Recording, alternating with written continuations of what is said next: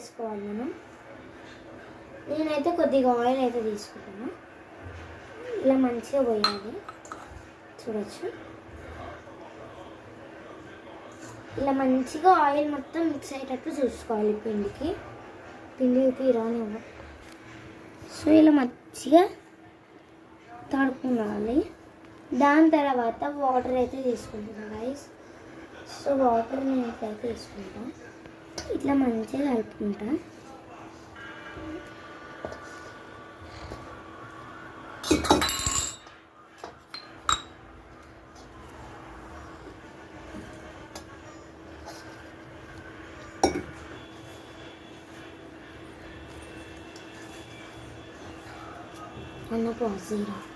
అయితే మన పిండి రెడీ అయిపోయింది.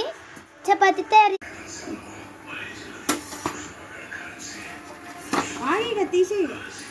ఇప్పుడైతే మనమైతే చపాతీ అయితే కాల్చుకుంటున్నాం. ఇప్పుడైతే వేడి వేడి చపాతీతో అయితే తినేద్దామా. Bye bye. Subscribe to my channel.